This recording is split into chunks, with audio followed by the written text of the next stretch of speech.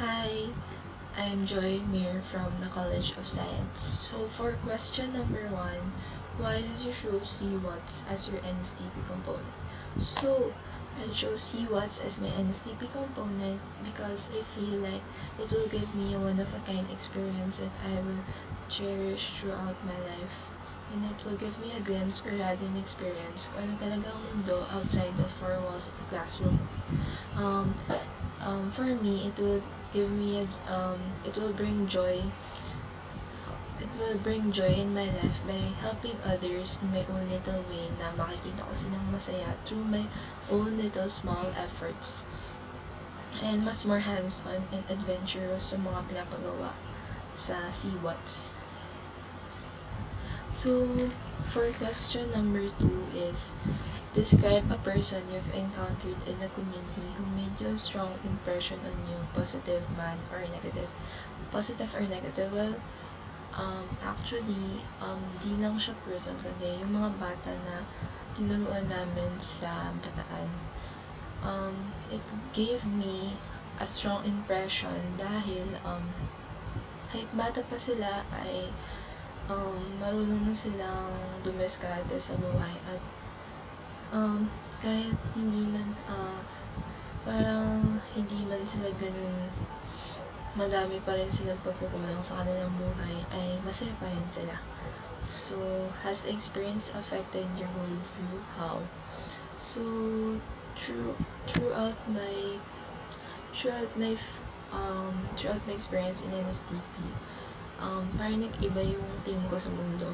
It made me realize na maswerte pa rin ako sa mundo kahit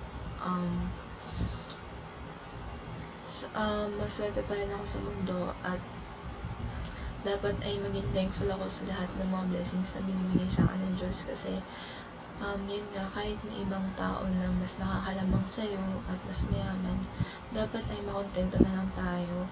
So, kung ano man meron tayo at kailangan pa rin natin mag-share ng blessings sa ibang tao. So, question number 3, what are the most difficult or satisfying parts of your work? Why? So, most difficult is yung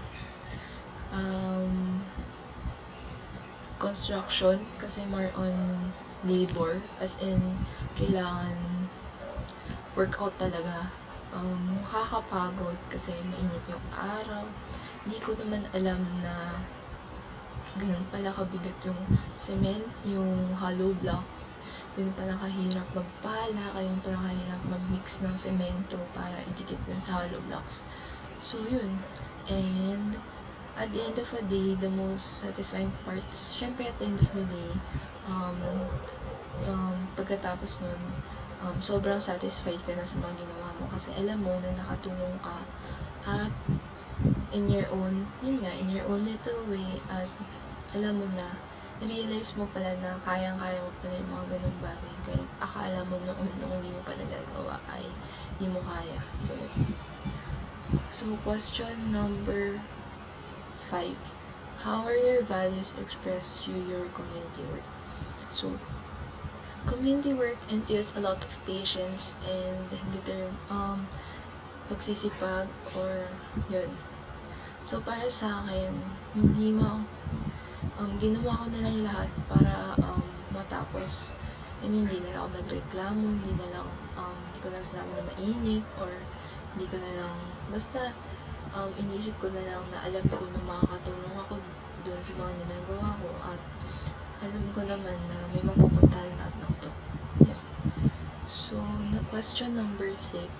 If you could do the project again, what would you do different? Siguro,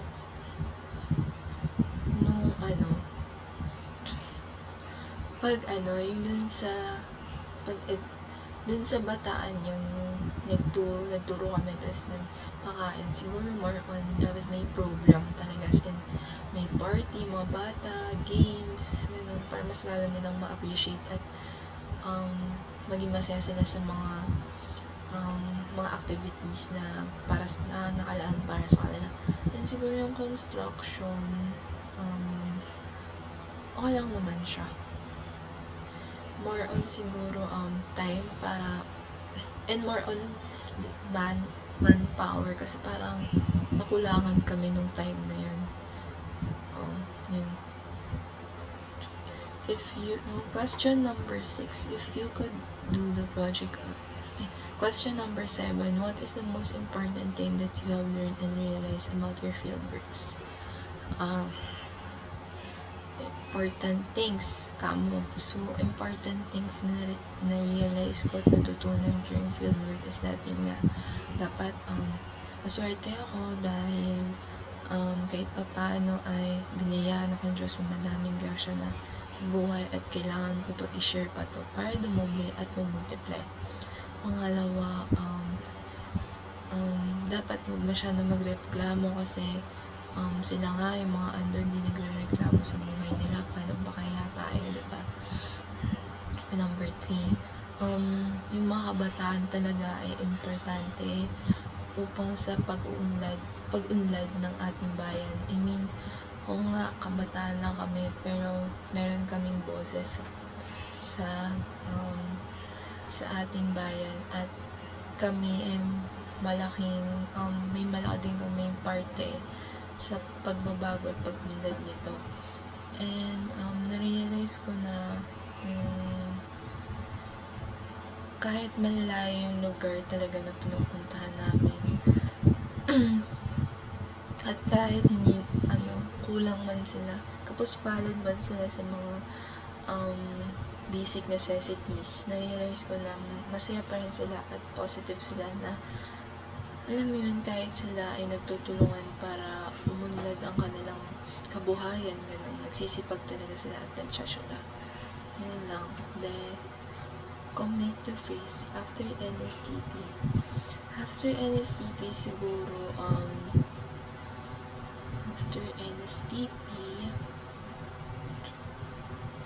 after NSTP, nagbago talaga yung pananaw ko sa mundo.